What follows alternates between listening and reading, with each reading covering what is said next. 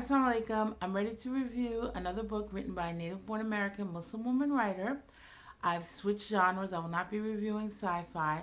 I've chosen to review romance. I particularly like romance because it's something that I've been reading for many, many years. So I was really excited to finally read a romance novel. So the novel that I chose is Areebah's Dilemma, Love or Deen by Karimah Grayson.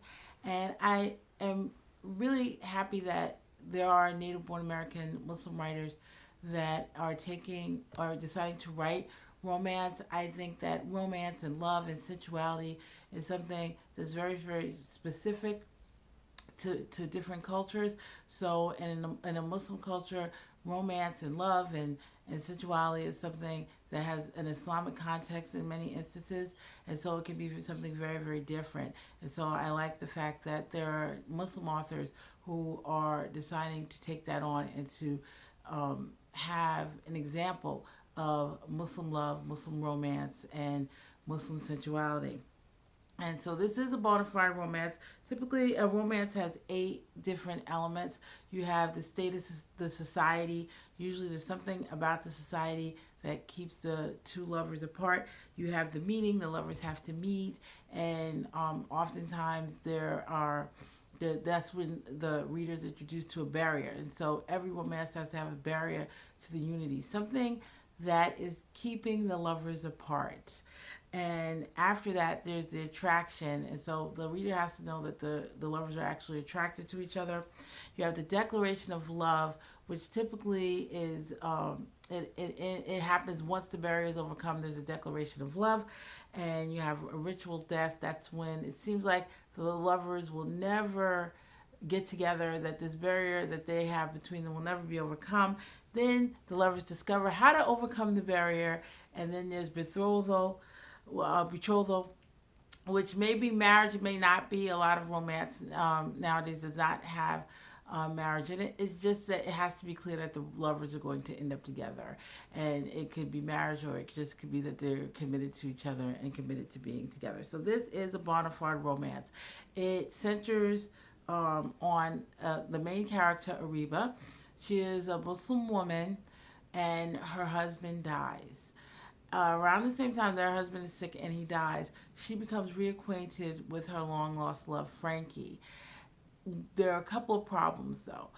Frankie is married, and also he's not Muslim, and that is a no-no. Muslim women in the faith do not marry non-Muslim men. Even Muslim men generally do not marry non-Muslim women. It's something that's really, really specific to the faith. Muslim women do not, or it's unlawful for Muslim women to marry non-Muslim men in Islam. And so she has this dilemma. Is she going to honor her faith, or is she going to explore this relationship with her long lost love, Frankie? Now, Frankie himself, he is married, but he is unhappily married. Some things go on. His wife is very, very jealous and gets very, very paranoid every time she thinks that he's cheating on her, or he may be cheating on her. And also, she starts to drink, and so there are a lot of problems surrounding his marriage. And so you have these two lovers. One is married, one is a Muslim woman, and even if her love interest was not married, he still is not acceptable for courtship or for marriage because he's not Muslim. So I really like the premise of the book, because there are a few things, there are a few cultural references here, and it really centers around being an American Muslim woman. First of all, there's the question of Areebah's faith. And so there's this idea that somehow people of faith don't get tested. People of faith, their faith gets tested constantly. And so they have to decide whether or not they're going to honor the convictions of their faith, or if they're going to decide to do something else. And so that's one of the things that the character is encountered with. She's human. And there's this whole dynamic of the good Muslim Areebah and the naughty Muslim Areebah, because she does do some things that kind of give you pause as a Muslim woman, even as a woman. Just some of the things, a couple of things that she does, you're like, okay, that's not the proper thing to do, maybe at this time. So, it does. There are some cultural references to that. There are also cultural references to being a Muslim woman and navigating through Muslim culture in the United States. Areebah's a widow, and so the author addresses that being a widow in Muslim communities, and also being a single woman in Muslim communities, in American Muslim communities, can have a lot of problems attached to it.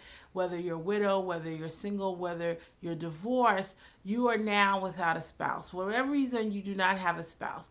You become a threat to married women. And so Areebah, after she loses her husband, she tries to fill the void that she now has in her life because her husband is gone, and she becomes more involved in her business. She becomes more involved in activism in her Muslim community, and she tries to connect with other Muslim women, and the married Muslim women basically don't want to have anything to do with her because polygamy is something that is allowed in Islam. So they see her as a threat. They are afraid that she may become a potential co-wife. And one of the things that the author writes in the book is, um, because she was not married and they were afraid that their husbands would tell them to tell Areebah that they were interested in her. So that's one of the reasons why she had difficulty connecting with married Muslim women especially.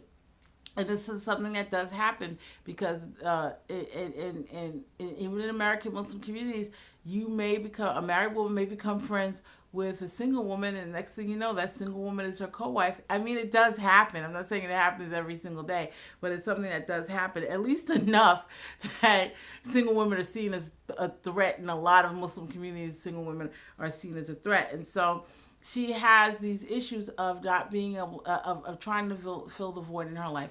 And so one of the things that she starts to consider is this relationship with Frankie. I mean, she's had feelings for Frankie from the time she was really young. It's been quite a few years, but once he's brought back into her life, those feelings start to develop again.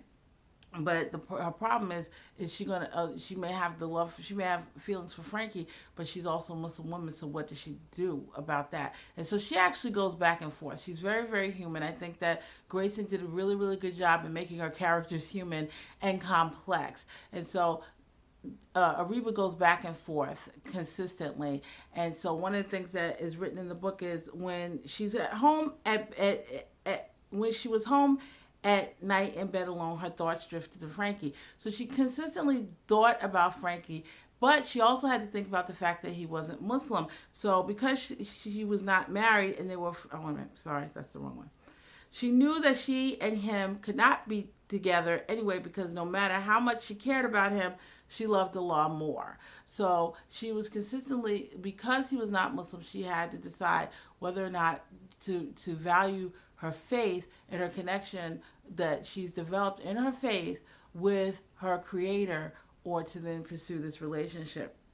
Frankie also goes through some dilemmas because he does have feelings for Reba as well. Even though he's trying to save his marriage, he can't help but have these feelings for Reba. His marriage eventually does end.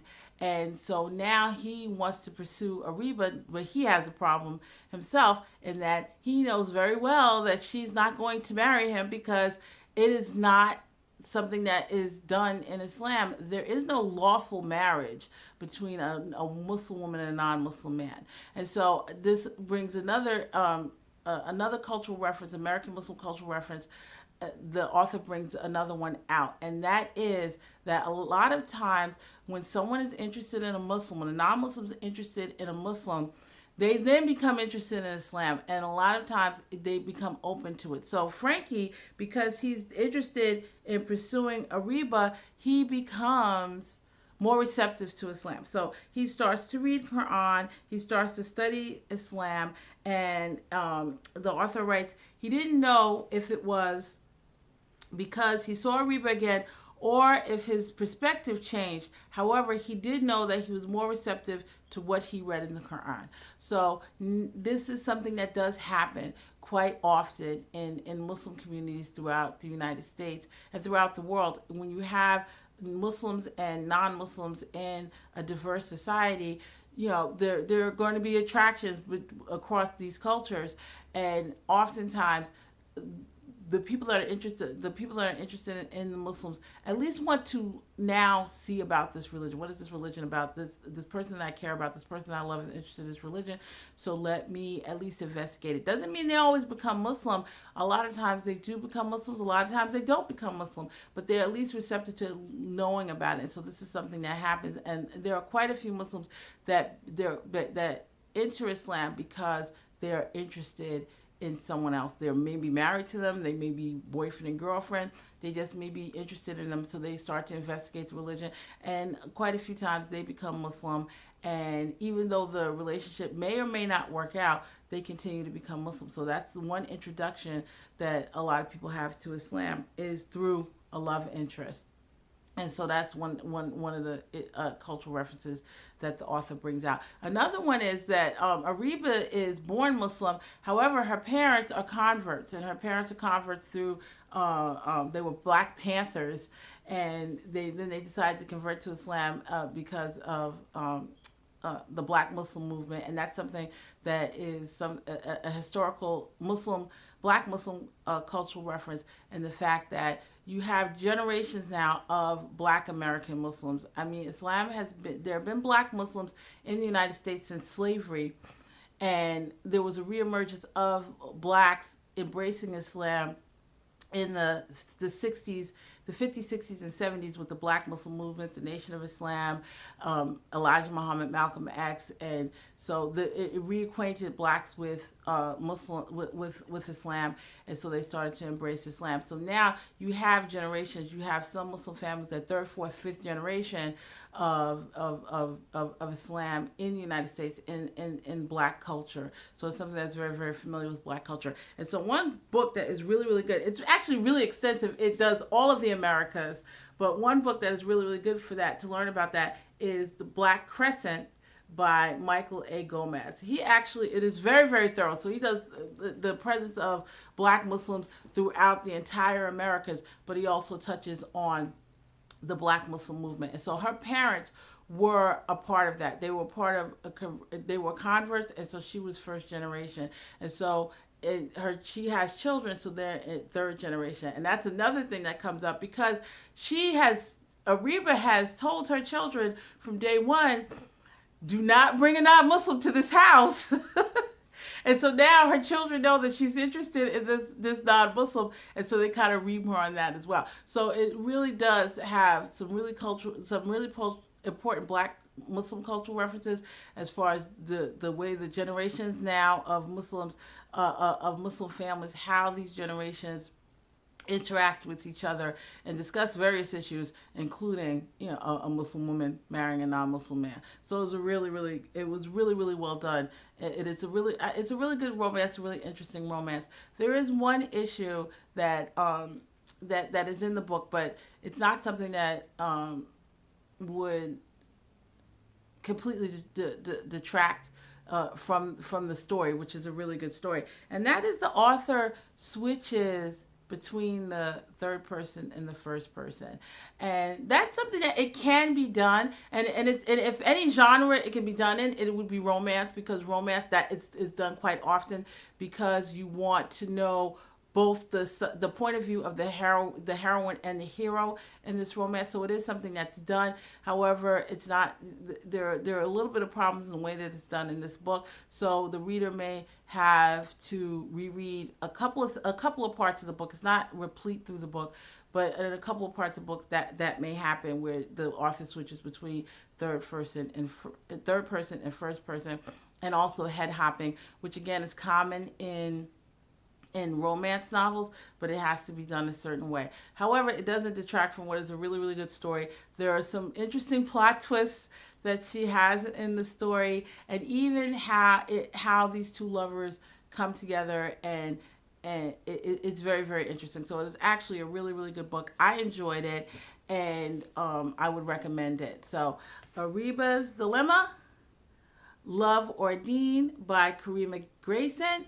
So check it out. And if you want to know more about the work that I do with native born Muslim American authors and native born Muslims, I will attach a link to the NBA Muslims website. And so give it a look. There's book reviews there. You can find out information about all of the Muslim authors that I'm featuring in my work, and also issues that are specific to Native born American Muslims. So visit the website and give it a look. And as soon as I get a minute, I'll do another book review. Thank you. Assalamu alaikum.